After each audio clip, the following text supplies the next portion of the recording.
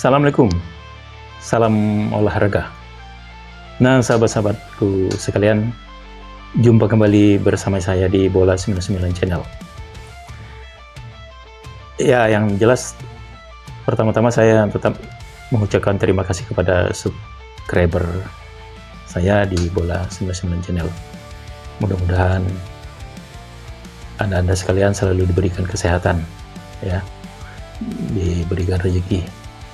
Nah, pada kali ini ya karena saking pesatnya pertumbuhan sepak bola di Indonesia, sampai-sampai berita-berita timnas Indonesia ini sampai ke luar negeri.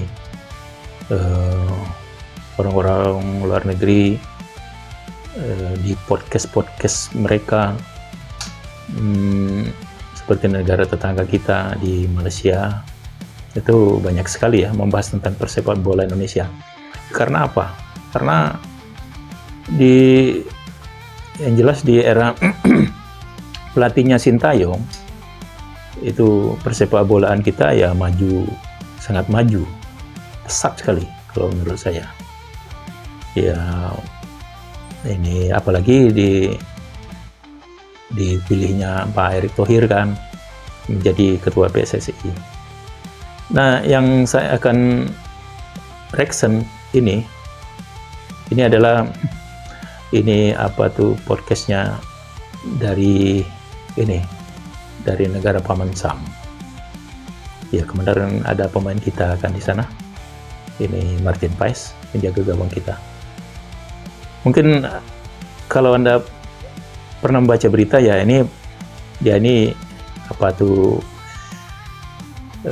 yang ada dua hostnya di ini ya, Edward Reynoso dan Soltero ini dulu pernah waktu di Piala Asia pernah bukan mengejek ya, tapi ya begitulah, mengatakan bahwa timnas Indonesia ini adalah pemain TikTok. Jadi seperti anggapan itu menghina kan, tapi akhirnya dia minta maaf. Karena Indonesia kan belum pernah dia belum tahu dia timnas Indonesia sekarang sudah naik peringkatnya kan tinggi. Nah, sekarang ini saya akan coba kita melihat podcast mereka. Yang jelas ini komentar-komentar mereka berdua ini tentang ya timnas Indonesia, terutama berita viral baru-baru ini ya, Sintayong diberhentikan. Ya ini ya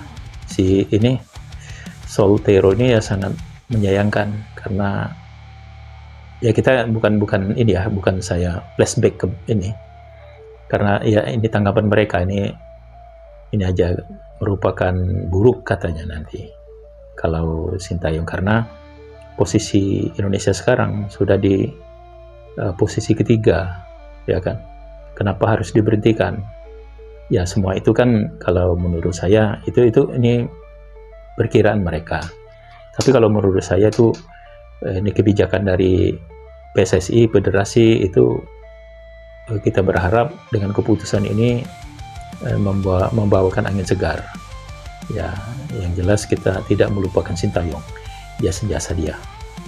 Nah, baiklah, kita saksikan ya podcastnya. Dari nama channelnya itu The Give and Go. The Give and Go, yaitu Edward Reynoso dan Soltero. Ini mereka berdua membahas tentang sepak bola Indonesia. Bangga kita, ya. Ini media dari podcastnya luar negeri, Amerika lagi ini sedang membahas tentang sepak bola Indonesia. Ini terkenal berarti sepak bola Indonesia. Baiklah, kita saksikan dulu ini ya.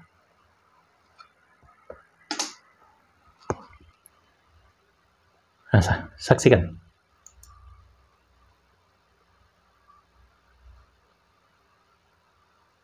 Got some news from Indonesia this week. What you heard? I heard things. I received messages. I haven't looked into it. I haven't fully invested myself in it. Let's make it official. What happened? Earlier this week, South Korean coach Shin Tae-yong of Indonesia was fired. Fired? Fired. Oh, wow. I didn't know that part. Yeah, he's gone. He's gone. He's gone. In replacement, they get Dutch. Was very good at Ajax as well. Very great player. Hasn't had a lot of good coaching opportunities, but he is now the head coach of the Indonesia national football team. I think it represents kind of a shift that Indonesia is trying to make. They're like trying to become Netherlands 2.0, man. Yeah.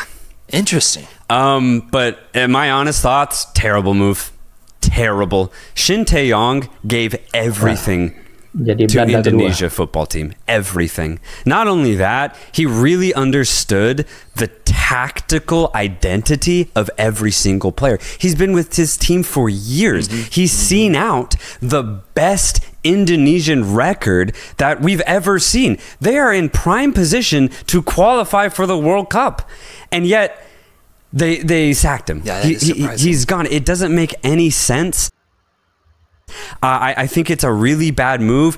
In international football, when you have a coach being very successful, but the federation fires him for very strange reasons that are, in my opinion, non-footballing, it never works out. We saw this in 2018 with Saudi Arabia. Bert van Marwijk saw Saudi Arabia to be the best team in Asia. They sack him due to disagreements right before the World Cup, and Saudi Arabia forget how to play football in the World Cup, bro. and this is what I'm really afraid for Indonesia, because at the end of the day, yes, they weren't getting maybe the best results, but they're right there. I thought they were getting great results. They were getting great results.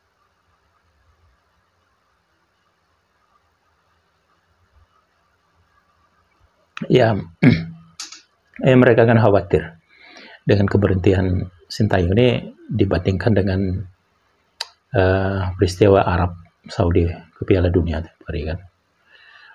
Jadi kekhawatiran mereka tuh takutnya ya begitu nanti terjadinya ya.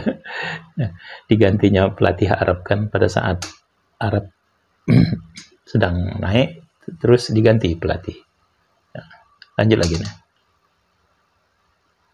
Everything taken into account, everything considered, knowing that this is the first time they've ever gone this deep in World Cup qualification, knowing that they have the youngest squad out of all 18 teams still left in World Cup qualification. What Shin Tae-yong did with Indonesia was amazing. It hadn't been done before in the country. For them to sack him due to basically just wanting a cultural shift, I just think it's the wrong move. No, I'd have to agree with you. I have to agree with you. And I think most Indonesians would agree as well, because this was surprising to just see that piece of news given everything that's happened, the build up to this moment. I think Indonesia has been great. Of course, they're not automatic qualifying right now for the World Cup, but the fact that they're even in contention and they have that shot, given the age of their team, is truly incredible.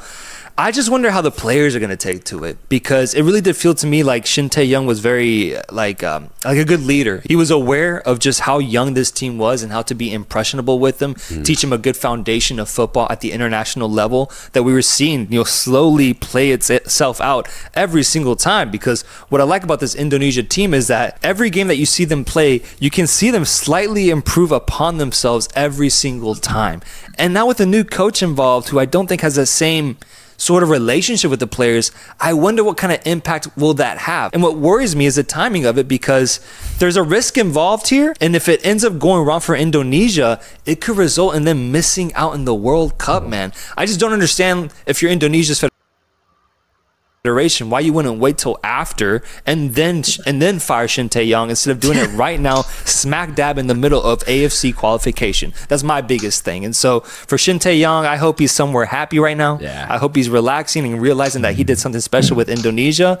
But at the same time, I would definitely understand if he's a little worried about what might be the future for Indonesia and these players. Yeah, and it's just frustrating for those exact reasons, man. I mean, we've seen Indonesia evolve right in front of our eyes over a very short period of time. Their appearance at the AFC Asian Cup was exhilarating, though we could see serious flaws in Indonesia's game. But as they've taken that core of players with Shin Tae-yong into World Cup qualification, we've seen them improve every single game, as you said, specifically defensively. No longer do they have massive holes in their defense, but they still pose threat offensively. That was all under Shin Tae-yong, that evolution. So I just think this is one of the worst decisions in all of World Football Federation-wise. To end on a good note, the only good thing I can say about Kluivert is what we said at the beginning. You know, he is Dutch, and, you know, right now Indonesia is recruiting a lot of Dutch talent at the end of the day. So maybe, just maybe, Kluivert can tap into a relationship that Shin Tae-yong could not. Obviously, they'll be able to speak the same language. Maybe they'll be able to have a lot more conversation with the players, and maybe there'll be a lot more adaptation during the game due to no longer having a language barrier. Kluivert obviously knows how to play really good football, and maybe he can bring that mind to this really young and adaptable Indonesian team. So it's not the worst thing, but I just think at the end of the day, this is the wrong decision. It worries me. That's for sure. I still hold out hope for the players specifically. They have a lot of good talent that is just getting better. I mean, they're just so young that every game you can see that improvement. I just hope that the players can take the positives from this and seek to form out a relationship with Kluivert that in hopes would help out benefiting the rest of the team. That's what I'm going to be looking at, is the player performances under Kluivert, especially defensively. Does it get worse with him, or does it get better or stay the same? I think the hope is there at least to quote up. I think, you know, they ended up going to look at his big list, and, you know, always be wondering what would happen if Shin Tae-yong was ahead of this team.